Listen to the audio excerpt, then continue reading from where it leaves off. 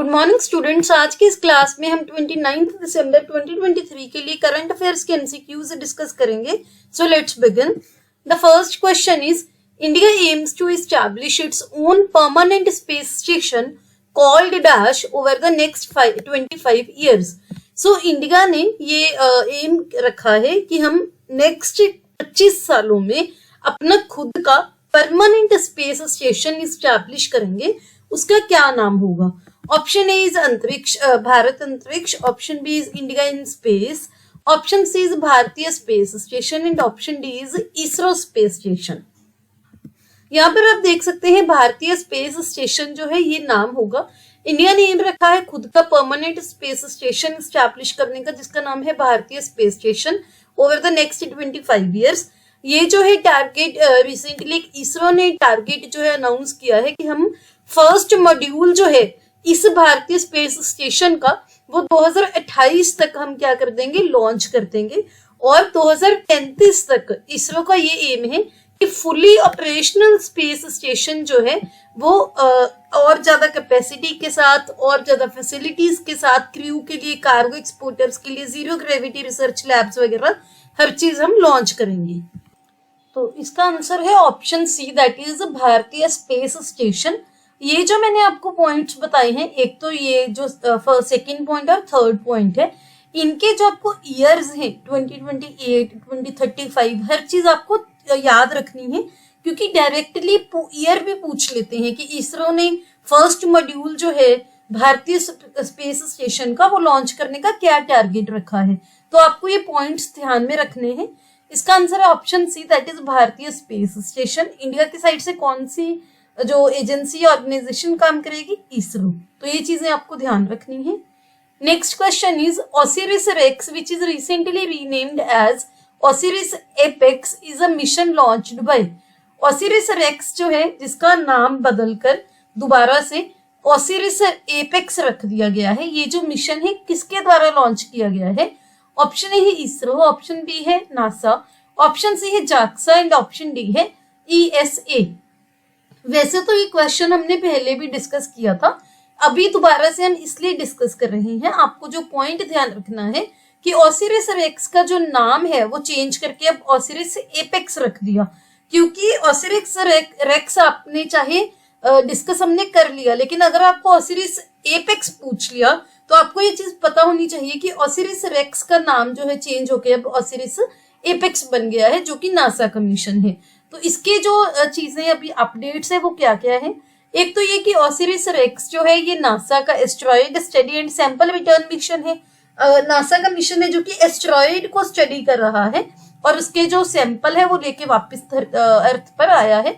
उसने जो सैंपल्स कौन से एस्ट्रॉइड से जो है कलेक्ट किए थे, नाम है बेनू, जो कि कार्बोनेशियस नियर अर्थ एस्ट्रॉइड। तो ये पॉइंट आपको ध्यान रखना है, फर्स्ट पॉइंट।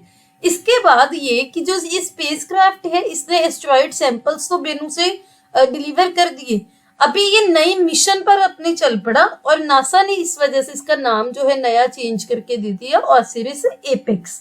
ये जो मिशन है फिजिकल चेंजेस भी स्टडी करेगा। ओसिरिस जो एस्ट्रॉइड एपोफिस है, एपोफिस एस्ट्रॉइड का फिजिकल चेंजेस जो है अब वो स्टडी करने चला है। ये वाला मिशन जो अब दोबारा से जा रहा है, दो चीजें हैं, बेनू से ये सैंपल कलेक्ट करके वापस आ गया, तब इसका नाम था ओसिरिस रेक्स। अब ये दोबारा से जा रहा है एस्ट्रॉइड एपोफिस पर, जिसका नाम इसको दे दिया ओसिरिस एपेक्स। ये क्या करेगा? अप्रैल 2029 में ये माना जा रहा है कि इस एस्ट्रॉइड का अर्थ के साथ क्लोज एनकाउंटर होगा। उस टाइम पे ये फिजिकल चेंजेस को स्टडी करेगा। तो ये पॉइंट भी आपको ध्यान रखना है। इस मिशन का एम है कि जो भी फिजिकल चेंजेस अर्थ के ग्रेविटेशनल पुल होता है, गुरुत्वाकर्षण, तो जो भी धरती का गुरुत्वाकर्षण है उसके द्वारा जो भी चेंजेस इंडक्ट किए जाएंगे अपोफिस की फ्लाई बाय के टाइम पे, उसको ये ऑब्जर्व करेगा। तो ये सारे पॉइंट्स आपको ध्यान रखने हैं, इंपॉर्टेंट है। इसका आंसर है option B, that is NASA. दोनों नाम याद रखने हैं, ओसिरिस रेक्स जो कि बेनू एस्ट्रॉइड पर गया है, नाम अब चेंज हो गया है ओसिरिस एपेक्स। क्यों? क्योंकि अब ये जा रहा है एस्ट्रॉइड एपोफिस पर। तो ये चीजें आपको ध्यान रखनी है। ईयर भी ध्यान रखना है कि कब वो अर्थ के क्लोज एनकाउंटर में आएगा। Next question is the Kudankulam nuclear power plant is located in which state in India. Kudankulam nuclear power plant जो है ये भारत में कौन से राज्य में स्थित है? ऑप्शन ए है गुजरात, ऑप्शन बी है उड़ीसा, ऑप्शन सी है झारखंड एंड ऑप्शन डी है तमिलनाडु। यहाँ पर आप देख सकते हैं कुदनकुलम न्यूक्लियर पावर प्लांट जो है इंडिया और रशिया ने रिसेंटली इसके लिए एग्रीमेंट साइन किया है कि यहाँ पर जो भी भविष्य में पावर जनरेशन यूनिट्स जो है कुदनकुलम न्यूक्लियर पावर प्लांट की, उसकी कंस्ट्रक्शन के रिलेटेड इंडिया और रशिया में एग्रीमेंट साइन हुए हैं। कुदनकुलम न्यूक्लियर पावर प्लांट जो है ये भारत का सबसे बड़ा न्यूक्लियर पावर स्टेशन बन जाएगा। जब भी इसके 6 यूनिट्स जो हैं वो कमीशन हो गए, इसकी टोटल कैपेसिटी हो जाएगी 6000 मेगावाट और भारत का सबसे बड़ा न्यूक्लियर पावर स्टेशन बन जाएगा। सारे यूनिट्स जो है कुदनकुलम न्यूक्लियर पावर प्लांट की वो 2027 में कमीशन हो जाएंगी। तो इसका आंसर है option D, that is Tamil Nadu. Next question is mission investigation at 75 days launched by which state in India। Mission investigation at the rate 75 days mission जो है कौन से राज्य में, भारत के कौन से राज्य के द्वारा ये लॉन्च किया गया है? ऑप्शन ए है झारखंड, ऑप्शन बी है बिहार, ऑप्शन सी है Uttar Pradesh and option D है वेस्ट बंगाल।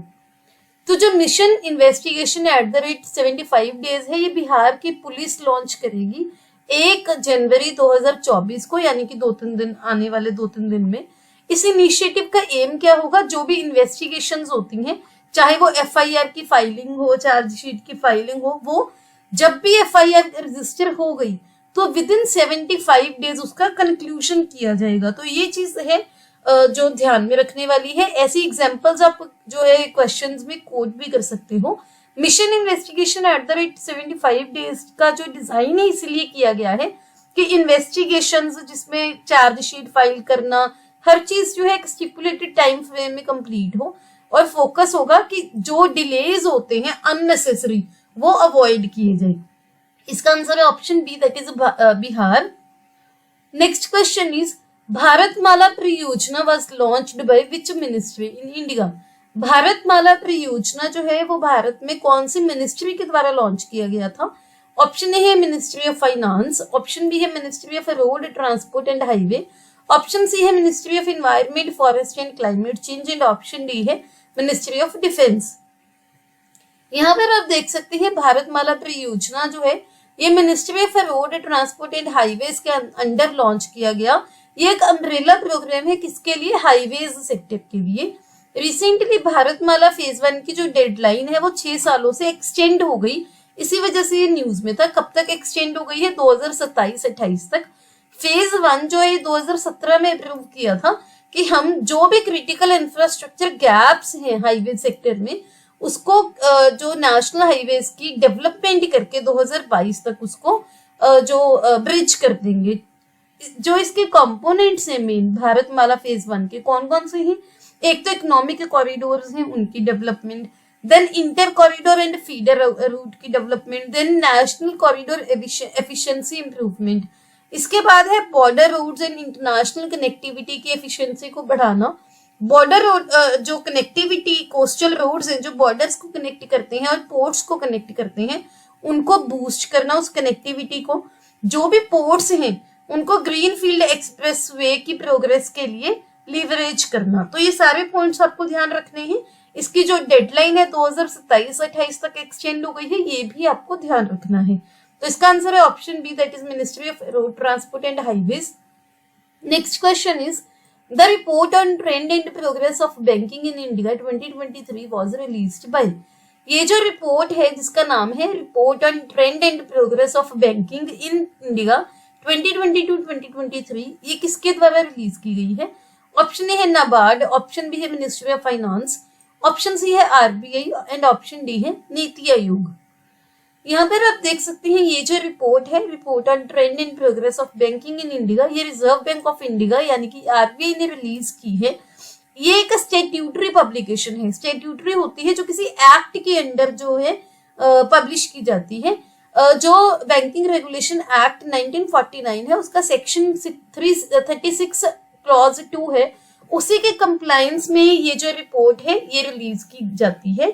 ये रिपोर्ट ने बैंकिंग सेक्टर की जो परफॉर्मेंस है 2022-23 की, एक तो वो बताई है, और 2023-24 में जो बैंकिंग की परफॉर्मेंस है वो भी प्रेजेंट की है। तो ये चीजें आपको ध्यान रखनी है। इसका आंसर है option C, that is RBI. ऐसे एग्जांपल्स भी आप कोट भी कर सकते हो। Next question is Lantana camara was introduced in 1800s in India from which region in the world. Lantana camara जो है ये भारत में 1800s में जो है वो इंट्रोड्यूस किया गया था। दुनिया के कौन से रीजन से? ऑप्शन ए है ट्रॉपिकल अमेरिका, ऑप्शन बी है ट्रॉपिकल अफ्रीका, ऑप्शन सी है अंटार्कटिका एंड ऑप्शन डी है यूरोप। तो यहाँ पर क्या है कि ये इंडिया में कौन से रीजन से लाया गया था, तो ये आपका क्वेश्चन है। यहाँ पर आप देख सकते हैं लेंटाना जो है one of the worst invasive species है, सबसे one of the dangerous invasive species है वर्ल्ड की, और इंडिया में भी इसके लिए काफी हाई कंसर्न जो है वो देखा जा रहा है। इन्वेजिव स्पीशीज क्या होती है? कोई भी प्लांट, कोई भी एनिमल या कोई भी ऑर्गेनिज्म फॉर दैट मैटर जो इसकी नेचुरल रेंज के बाहर से इंट्रोड्यूस किया गया हो, और जहां पर ये हमने इंट्रोड्यूस किया उसको नेगेटिवली इम्पैक्ट करता हो, तो उसको बोलते हैं इन्वेजिव स्पीशीज। लेंटाना जो है ये ट्रॉपिकल अमेरिकन श्रब है जो कि इंट्रोड्यूस की गई थी ब्रिटिश के द्वारा, एक ऑर्नामेंटल प्लांट, सजावट के पौधे की तरह 1800s में। ये इंडिया की जो टाइगर रेंज है उसके 40% तक एरिया को थ्रेटन करता है, खतरा पोज करता है। तो इसी वजह से न्यूज में तो आपको ध्यान रखना है इसका नाम कहां से किया गया, ट्रॉपिकल अमेरिका से। Next question is the 6th edition of Smart India Hackathon was recently held in which state in India? Smart India hackathon का 6th एडिशन रिसेंटली भारत के कौन से राज्य में हुआ है? ऑप्शन ए है हरियाणा, ऑप्शन बी है उत्तर प्रदेश, ऑप्शन सी है केरला एंड ऑप्शन डी है महाराष्ट्र। यहाँ पर आप देख सकते हैं 6th एडिशन जो है स्मार्ट इंडिया हैकेथन का वो रिसेंटली यूपी के उत्तर प्रदेश के नोएडा में हुआ है। स्मार्ट इंडिया हैकेथन जो है एक नेशन वाइड पूरे इंडिया में होता है, एक इनिशिएटिव है जो कि विद्यार्थियों को, स्टूडेंट्स को एक प्लेटफॉर्म प्रोवाइड करता है कि जो भी हम जो नॉर्मल रूटीन में हमारी जो रोजाना की जिंदगी है उसमें जो भी प्रॉब्लम्स फेस करते हैं उसके सॉल्यूशंस प्रोवाइड करने के लिए स्टूडेंट्स को एक प्लेटफॉर्म दिया जाता है।